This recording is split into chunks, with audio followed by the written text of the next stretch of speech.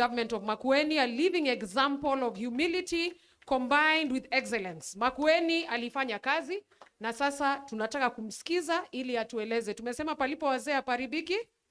Asanteni. People's Liberation Party. Mimi nina furaha sana kufika hapa leo kwa sababu Karua aliniuliza nije katika kuona chama cha NARC Kenya kikipata sura mpya ya PLP. Nimetoka mbali na Karua kwa sababu sisi wote wawili tulikuwa shule pamoja ya kisheria, mmoja akisimama na mwingine akikaa chini. Kwa hivyo akiniomba nifanye jambo huwa mwepesi kwa kubali. Na vile vile tulipoanza NARC Kenya nilikuwa kutumia lugha ya Wamunyoro shareholder. Nilikuwa founder of NARC Kenya. Kwa hivyo nikaona kwamba leo mpaka pia nifike. Alafu mimi ninapenda sana People's Liberation. Mahali kuna hayo maneno mawili huwa mimi lazima nihudhurie. Na kwa kweli najua kwa sababu tumefanya kazi kwa muda mrefu na Martha. Nimejua kwamba Wakenya wako katika roho yake. Na akiuliza tufanye jambo, ninajua kwamba hatuwezi kupotea njia. Hapa nimeona viongozi wengi na wana talents nyingi, na nimeona kwamba kuna nia ya kuleta hizo talents pamoja. Na kwa kweli tulipoona Gen Z wakisimama ndio wakomboe Kenya, they sacrificed their lives for a purpose.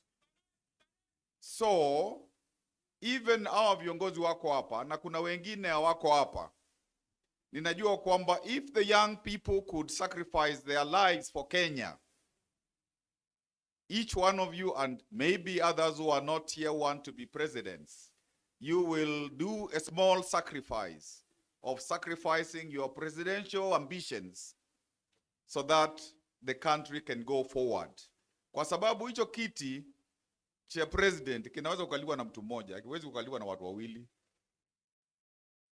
And even when one person is the president 2027 going forward, what I think is needed in this country is group leadership, so that a president is just a person who is before, the others, lakini sio yeye kila kitu jinsi tumeona. Alafu nikimalizia nataka niseme huyu Kasongo ni mgumu na he is good at last mile politics.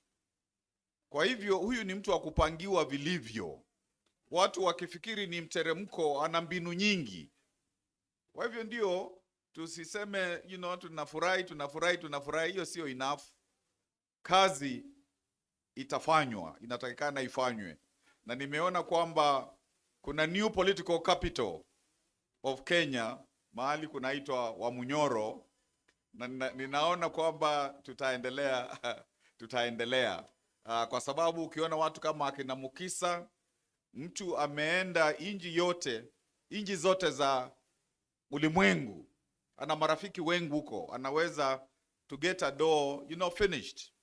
Hata ndugu yangu Kalonzo, isipokuwa kuna wakati tunakuwa na shida kidogo, ana capacity ya kuwa, he has not been mentioned with corruption. Kwa hivyo hapo kuna jambo. Huyu mzee, that's a tough nut. Huyu ni mtoto wa Maumau. So a lot is expected from you. Na wote tunaweza kuendelea. Kwa hivyo ndio nisitumie wakati mwingi. What I really want to say is it must be a true people's liberation. Kwa sababu we don't want to replace Kasongo na Kasongo mwingine. Si ndio? We don't want to replace Kasongo na Kasongo mwingine. And the young people, we don't want them to be in party wings. We want them to be an integral part of our politics, because you here are people to hand over power to these young people, these Gen Zs, so that tuna kizazi kipya. Kwa hivyo nafurahi kwa sababu nimeona dalili kwa umbali ya muungano wa wazalendo, tuseme MUA. Asanteni. Asante sana His Excellency Kivutha Kibwana. Ningependa kumkaribisha Honorable Dr. Muhisa Kitui ili aweze kuzungumza nasi. Asante.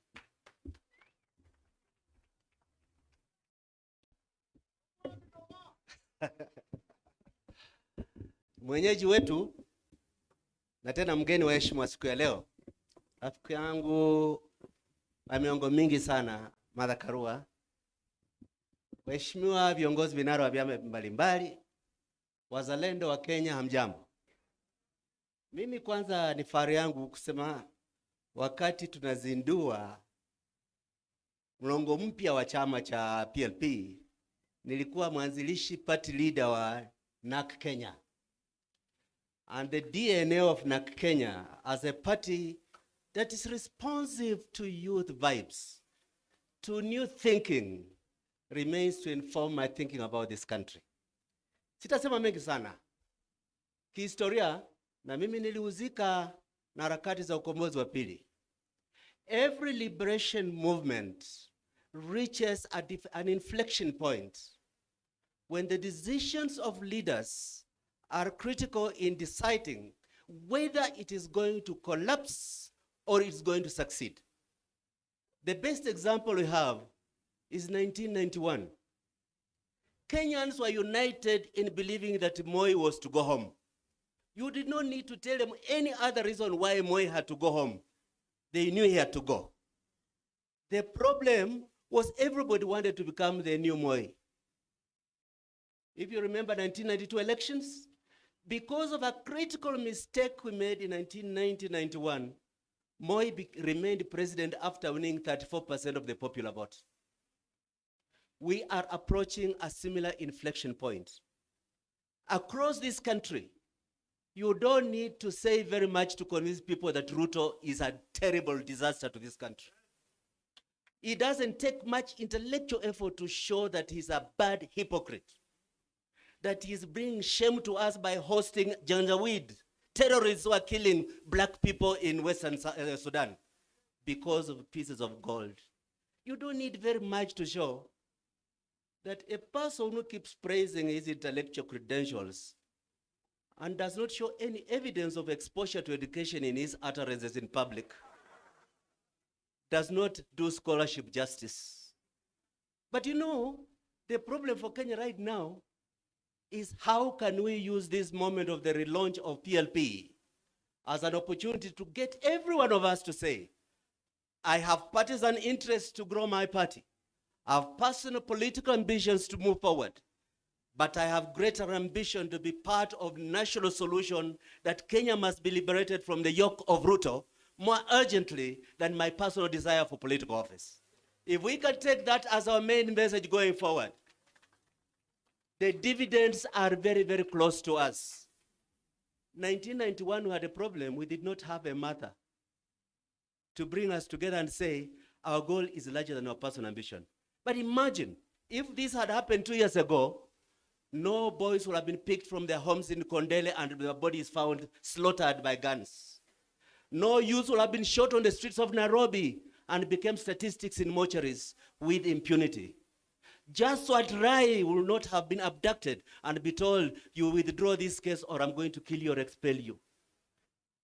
Today, the blood of Gen Z, the fate of investors, the aspirations of our nation call upon us to be genuine in our determination, take shame of our nation, return humility to leadership, and find a higher calling that national liberation is more important than your personal political ambition. Thank you very much. Thank you very much, Honorable Dr. Muhisa Kitui. I would now like to invite Senator Richard Onyonka to come and address. He's done a very good job to inject. So tukaribishe Senator. Thank you.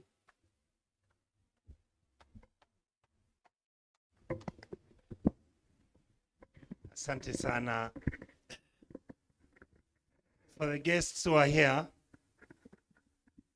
I come here first because I was invited by Her Excellency Martha Karua, somebody that I've known for many years. And this is a wonderful idea. The branding is good. I hope the message will get to the people. I am representing a gentleman who's not here with us, and his name is Fred MATIANG'I.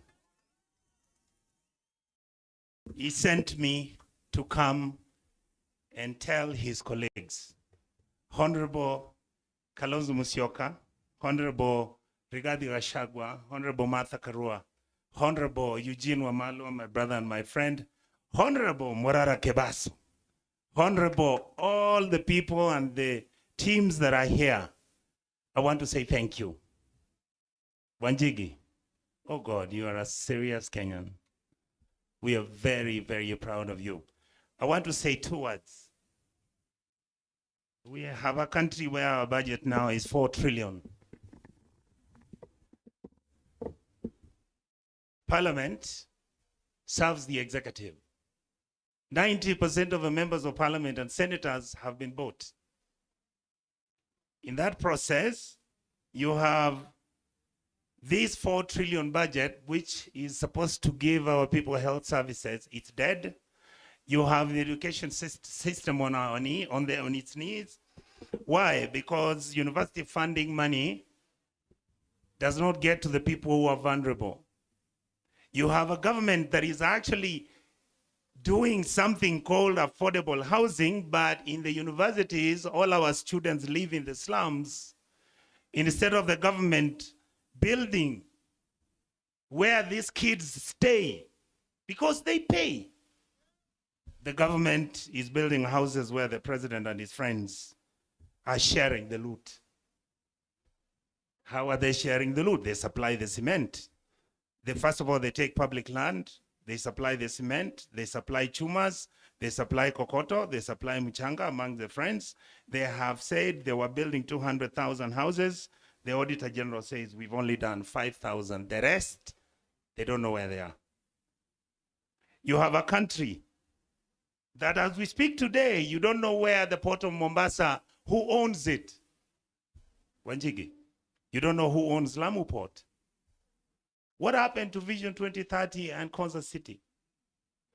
Billions and billions of Kenyan shillings dumped over there. Nothing has happened. Then, of course, Morara has always come out with the roads, how there is nothing, how they take the money and share it amongst themselves. Teachers are not being paid because they are examining exams from 2 years ago. And then you have our Kengen, you have Ketraco, you have Diathamo, all of these state corporations. If I ask Eugene Wamalwa today, Your Excellency, do you know now who the ownership, the partnership of these government institutions are? Would you tell me? Absolutely not. All our universities land, whether it is the University of Nairobi, whether it's Kenyatta, whether it is Moi University Eldoret, is being allocated, shared amongst the people in government today. The houses where university lecturers have been staying around here, including across the street, they have already transferred the titles. And I'm informed that some of those are being given to commercial banks so that they can borrow money against them, so that if the government comes later to claim for those properties, they'll find that they're already on second or third encumbrance. Then you have a matter where if you're a country that you are not willing to accept criticism, you are a president and you think that you are going to take people like me, you are taking young Kenyans and you're killing them. And right now, some of them are being killed in a stadium in one of the Western Province county governments. That is the information I got last night. They're taken there at 2 o'clock in the morning. And the bodies are picked at 7 in the morning in trucks. What have we become? What state are we? Honorable Gachagua, you talk about how they may want to kill you.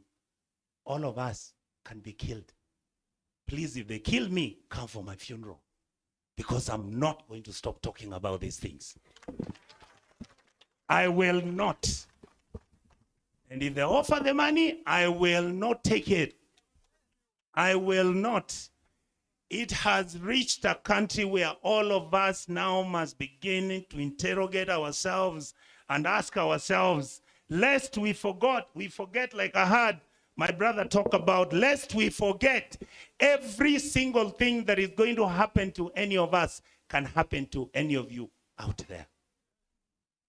So finally, I want to tell the leaders on this table, Honorable Kalonzo Musyoka, don't be like these people if you become president. Rigiji, don't be like these people. Honorable Eugene, the country needs you. So don't come and take over power and start sharing the loot and behaving as if this country doesn't need support. We are mistreating our most vulnerable people very unfairly. We take their money, we misuse it. We don't take money to schools for capitation. We leave children becoming like beggars. Young people in this country are being promised to be given jobs out of the country. Hell no, there are no jobs out there. Trump is saying, go back to your countries. And then we are busy looking at ourselves as if there's no problem in our country. There is a problem. It needs people of dignity, people of integrity to stand firm so that we can change this country, so that tomorrow we live a country that everybody can be proud of. Honorable Fred Matiang'i is finishing his work in the next 1 month. He will be here to join you. He wishes all of you the best. He hopes you will give him an opportunity to serve as president. But if he doesn't become president, he is willing to work with you and support whoever that this group will pick as a presidential candidate. Thank you so much, and God bless you. And finally, I want to say this, Rigiji and the team, come to Kisii. We are waiting for you. PLP! PLP! PLP! Kiboko yao. God bless you all. Asante sana, that was quite deep. So I hope mumeweza kufikiria maneno haya yamesemwa. I would like to invite the Honorable Eugene Wamalwa, Party Leader DAPK, aje azungumze nasi. Thank you.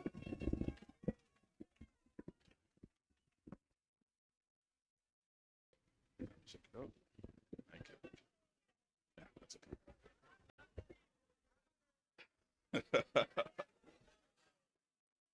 Naona kuna majenziko na ile musangarire. Rigiji mwenyewe ako hapa atawapa hiyo story. Na msiseme hey. My big sister, Martha Karua, may I congratulate you and the entire leadership of the PLP for this historic occasion. And may I also congratulate you for the successful launch of this great party. It's a party that has great history. You've been told by my big brother Mohisa Kitui the history of NARC Kenya. Many of you Gen Zs probably will not remember this history, but it is where we started as a people when we came together to bring about regime change of a regime that had been in power for 40 years. The Nyayo regime, the KANU regime. NARC was a coalition of many parties that came together to achieve that. Before that, they had failed twice to remove Moi from power.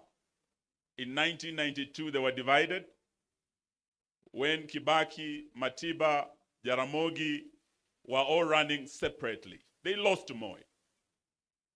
In 1997, wakati marehemu Wamalwa kijana Bi Charity Ngilu, Raila Amolo Odinga na wengine walisimama kura, walipoteza tena 1997, Moi akipata 36% of the vote. So almost 70% of Kenyans rejected him. But he made his way.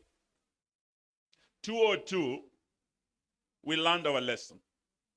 And amongst the leaders who are there today, I'm proud that Martha Karua has led us here and brought us together to start this journey again. Are you ready to travel this journey? Amongst those who are there with my big sister Martha, we had His Excellency Stephen Kalonzo Musyoka. We had Dr. Muhisa Kitui. This was the team that came under NAC with Kibaki and Wamalwa, and they were able to form the government that brought a lot of change, that transformed lives, that gave us a new constitution in 2010, that gave us Vision 2030, that has guided our national development for all these years. This was the team that changed Kenya. So when Martha Karua invited us here today and gave us two words, unite and PLP, unite. Those are two very critical issues I want you to remember today, because it's as a result of that unity that change was achieved in Kenya. Without unity, we will not be able to succeed. And wanasema ukarimu huanzia nyumbani, vile vile umoja huanzia wapi? Nyumbani. So Martha Karua has not just told us empty words. Leo tukiwa hapa, she has led by example. Yeye amekaa na ndugu yake Rigiji. Hawa wawili were rivals in the last election. Hawa walikuwa running mates. Moja wa Kasongo, mwingine wa baba. Leo wamesema wanakuja pamoja, mmoja akiwa baba wa mlima, mwingine akiwa mama wa. So Martha, you have led by example. Having Rigiji here, going to his home, and I'm told you've been in Wamunyoro to bring the mountain together. You have led by example. We congratulate you and we're terribly proud of you. For the young people today, the message of unity is not just about parties, not just about these seasoned politicians, party leaders and political parties. The unity that made us succeed in the first liberation was across generations. We had young Gen Zs like Dedan Kimathi who paid the ultimate price. But we had old men like Jomo Kenyatta who came together and formed the first government. That was the first liberation. In the second liberation, we had young Turks like Muhisa Kitui, James Orengo. They were very young. But they were able to come together with seasoned old guards like Jaramogi, Masinde Muliro. That is how we were able to remove Moi from power. Today, as we talk about unity, we want unity of not just political leaders. We want unity of all leaders, young and old. And today we invite you, the Gen Zs, because you are the game changers in the journey ahead of us. Musiseme hamutaki kufanya na hawa wazee. Hamutaki wanasiasa. Ya kwamba you are leaderless, you are fearless. Today we want to tell you, kidole kimoja hakui chawa. Our unity, the seasoned politicians, the Gen Zs, the millennials, civil society, the church will make sure that we send William Ruto back home to Sugoi. Are you ready to unite with us? Sisi tuko tayari. Mwisho, there is the issue of liberty. To liberate, Martin Luther King once said, freedom or liberty is never given by the oppressor. It must be demanded by the oppressed. So when we are talking about liberty, about liberating our country, we must know that William Ruto will not hand over power, will not give us time to liberate this country. We must demand and make him go home to Sugoi. So that is why we're here today. And we start by saying that as leaders, what I see here is a team that is capable of leading this country. Martha Karua is eminently qualified to be the 6th president of the Republic of Kenya. Stephen Kalonzo is qualified to be the 6th. Gachagua is qualified. Wamalwa, hata huyu Morara, he's qualified. Hata Gen Z pia, you are qualified to lead this country. Lakini leo nataka niwaambie ya kwamba sisi sote Hatuwezi tukaongoza mara moja. At different times we may lead, but there'll only be one president at a time. Leo nataka niseme kama Eugene Wamalwa, if I'm honored to be that flag bearer, I will not let you down. But if I'm not honored to take that position, and the first amongst equals amongst us takes that position as our flag bearer, mimi Eugene Wamalwa nitakuwa wa kwanza kumuunga mkono kwa dhati tutoe Kasongo. Now that is the position as DAP Kenya. We have said we are ready to unite to liberate our country. And to do so, we must be prepared to bear any burden, to make any sacrifice, to support any friend, and to oppose any foe, including our former allies who are leaving the side of the people and joining Kasongo. We will be ready to meet them. Omundo Humundu. Are you ready? Are you ready? So today, that is the position we want to say.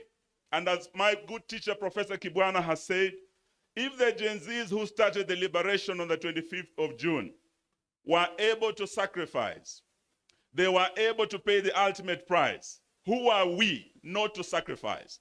Even if it means that sacrifice will be of our ambitions to be president, even if that sacrifice would be to make way for others. Today, we want to say that we are ready for that. So staki niseme mengi, nataka niseme ya kwamba liberation. Why are we saying we want to liberate our country? Because our country has broken down. We have a broken government. Today is the 9th day clinicians are on strike. Today, doctors are starting their strike. We were with head teachers yesterday. Capitation is not coming to our schools. Walimu wanalia, wanafunzi wa university wanalia help. Na najua makomrade mko hapa. Magavana wanalia sababu devolution as we speak. Ile disbursement ya devolution haikuji on time, and William Ruto is an existential threat to our devolution program. So we must liberate our country from the existential threat to democracy, ambayo anataka kuwa multi-party democracy. Existential threat to devolution, ambayo anataka kuwa devolution. So that is why we are here today, to unite, to work together as one team, to ensure that on the 10th of August, 2027, Kasongo asonge aende wapi? Atoke State House asonge wapi? No. Sahau ile medu alisema asonge from State House asonge wapi? Naivasha. Kutoka Naivasha asonge wapi? Kutoka Nakuru asonge wapi? Kutoka Eldoret asonge wapi? Aende asiende. Kasongo asonge asisonge. Asante, Mungu awabariki. Thank you very much, Honorable Eugene. I'd like now to invite the party leader, Safina Party, Honorable Jimmy Wanjigi.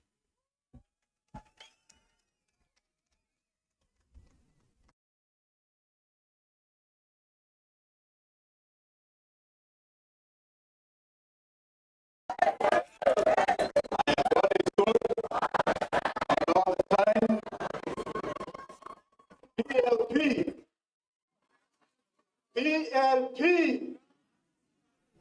Kwani muko na njaa? Leo ni siku ya PLP. Hata mavazi yangu unaona ni ya PL. My dear sister Martha, my good friend, tuko hapa kwa ajili ya wewe. You have been a source of courage and excitement to us.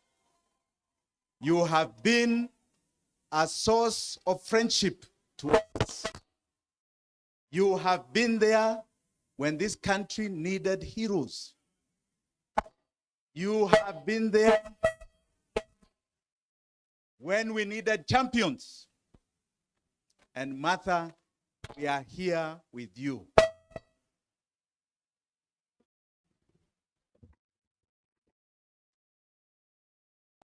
Martha, we are here with you.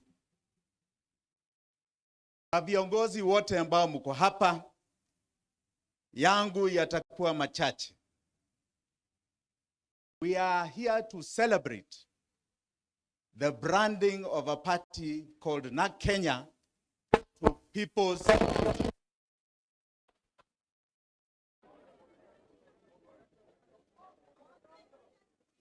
to People's Liberation Party. Munanisikia sasa? Munanisikia vizuri? And Martha has recognized ya kwamba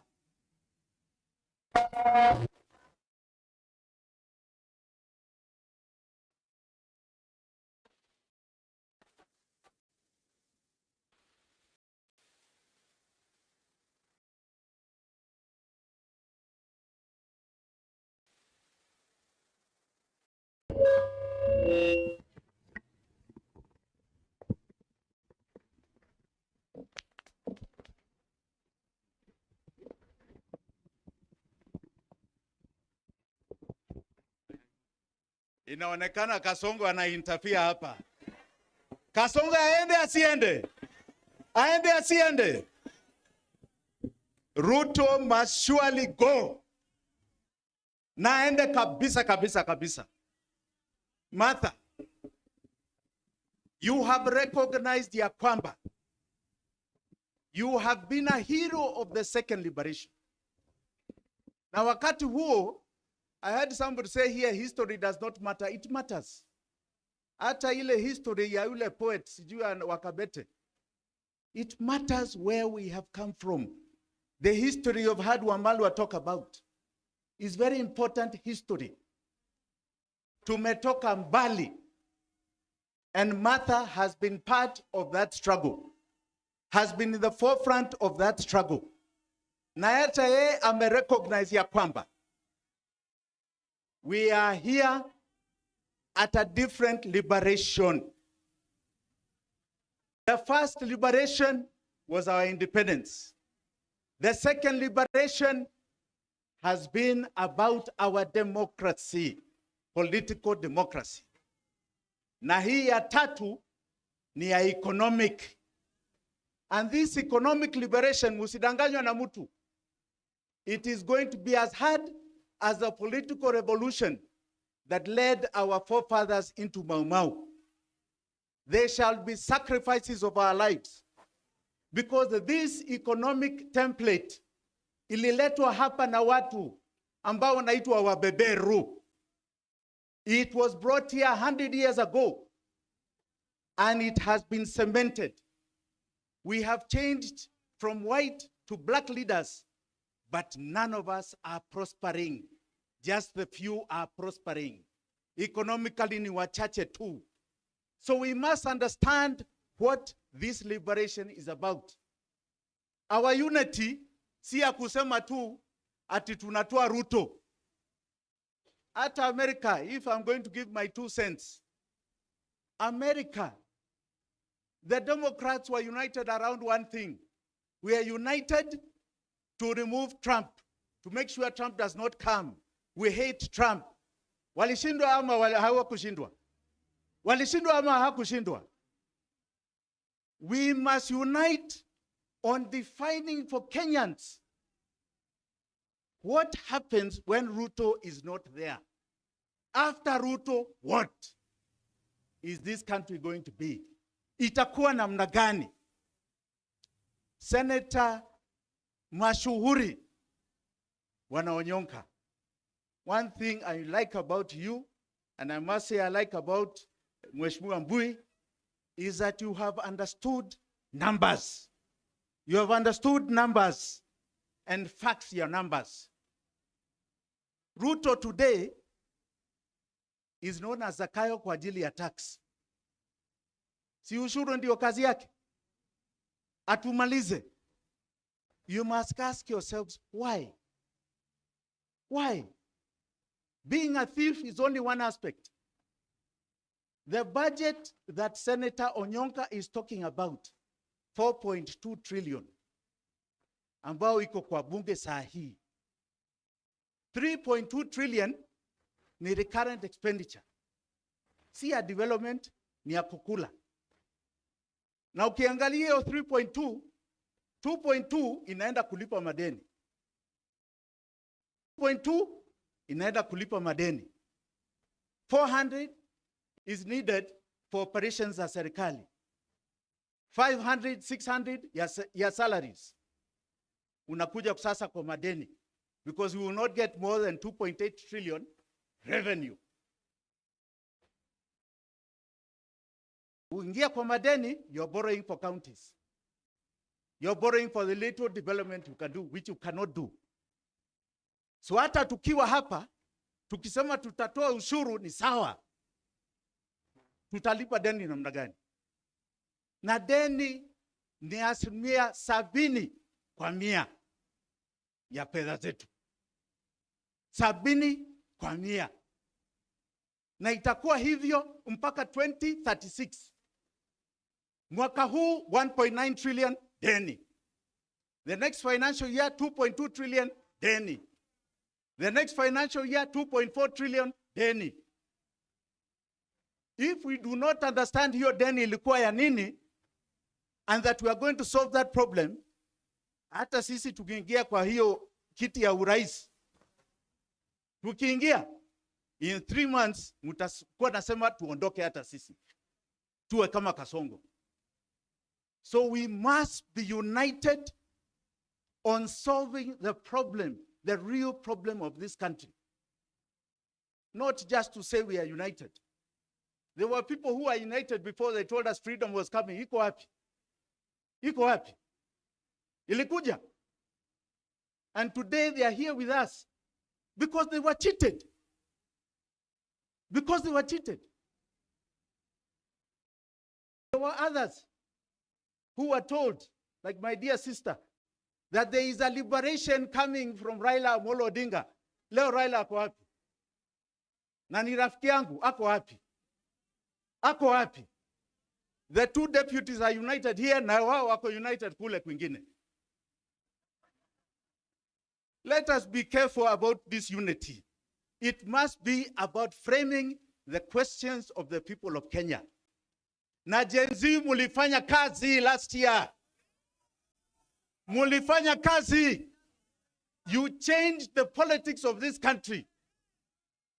June 25th, mulimaliza Kasongo. But you also finished the politics ya kienyeji. Mulimaliza hiyo ya kienyeji ya zamani. You are now in the politics of Dodge. Dodge, kama Americans wanasema. Kuna mjaluo aliniambia hiyo inaitwa donge. Dodge ya Elon Musk is where you are. You are changing the fabric of our politics. Do not stop.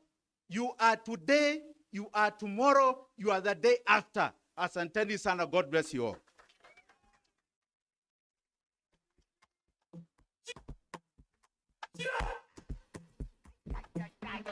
Thank you, sir. Thank you, Mheshimiwa. We have all heard the wise counsel from our leaders. And of course, that is to say they have heard our messages, because remember, we had a rider. Tulikuwa na mazungumzo hapo awali na tukasema kwamba paka tueleze viongozi wetu vile ambavyo tunataka. Na kwa jinsi ambavyo mmepata kuwasikiza, sinaona kweli wanaelewa kitu ambacho wananchi wanataka. Si ndio? Sawa sawa basi. Ladies and gentlemen, your excellencies, kindly, I wish to request with the utmost humility to introduce more leaders who have also joined us here today. May I please recognize Mheshimiwa Wakili Edward Mureu. This is the member of Gatanga constituency. He's the founder member of UDA and currently the Secretary Legal Affairs of UDA. He's a NEC member there. Karibu sana Mheshimiwa. Mheshimiwa, PLP, Unite Liberate. We are united. Kila mtu amefika hapa kweli. I also wish to recognize Mheshimiwa Jessica Mbalu. Mheshimiwa Jessica Mbalu is a member of the Wiper Party. She's a dear friend to Her Excellency, our party leader, PLP Party, and she's from Kibwezi East constituency. May I also recognize Dr. Peter Mbae. Dr. Peter Mbae is the former head of the Government Delivery Services. Asante sana, Dr. Peter Mbae. And I would also like to recognize a few more members who have also just arrived. We have Mureithi Kangara. We also have Honorable Muiruri. He's a founder member of the NAK Kenya Party at the time. 2 decades later today, we are unveiling, we have a new party, PLP. We have Patrick Kinyori, we have Caesar Wanjao, we have Kibe Mungai, we also have Professor Naituli, we have Mama Betty Murungi, we have Honorable John Gituku, the elected MCA of Maela Ward from Naivasha. Asanteni sana. We continue appreciating you creating time and truly speaking in a singular voice, because the language from today going forward is uniting and liberating. Unajua wakati tukianza tulikuwa tumeshashika ile speed. Mimi sioni kofia zetu, maua yetu. Iko wapi? Iko wapi? Bendera ya Kenya naona inapeperuka juu kabisa. Safi kabisa maua. Nilisema tutafute nafasi chini ya viti vyetu.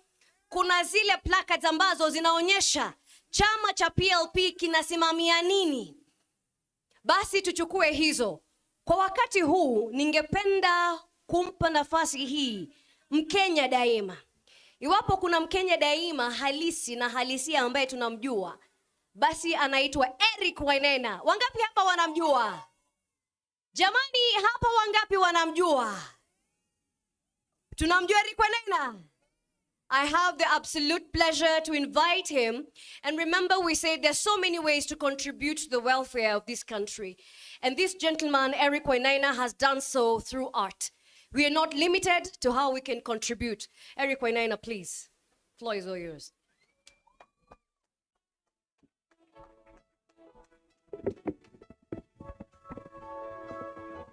BJ, just hang on for that for a second. Honorable Martha Karua, thank you so much for inviting us here today. Thank you, all protocols observed. Let me tell you the Kenya that I want. I would like a Kenya where elected officials and civil servants are not allowed to profit or to own private enterprises. I would like a Kenya where elected officials and civil servants show up at the office and they know that they're there solely for the benefit of the Kenyan. They get a salary, which is enough. They get a pension, they get health care, they get education for their children. But everything else they do, they know is for the Kenyan. Na gari pia maximum. Gari ambayo wanaendesha Suzuki Alto Maximum. Na wanajipeleka wao wenyewe. Na wanajifungulia mlango kwani mkono umevunjika.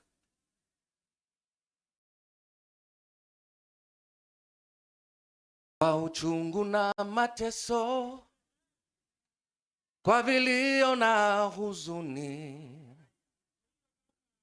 tulinyakuliwa uhuru na vijana wa Gen Z.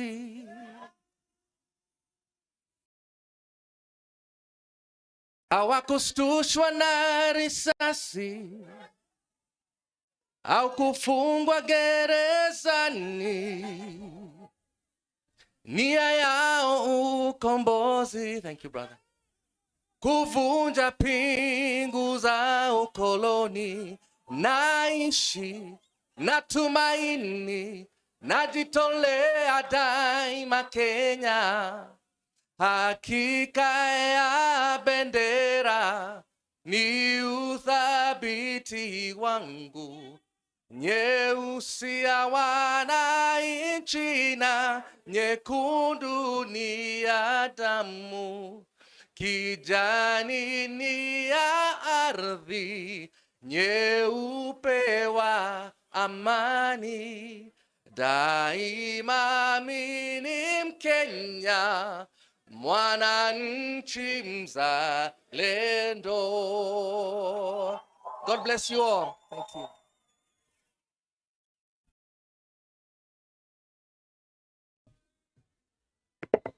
Asante sana Eric Wainaina. Ujumbe upo nyumbani, sio? Daima mimi nini? Daima mimi nini? Let me see us wave our Kenyan flag up and high. Wave our Kenyan flag up and high. Dema nini?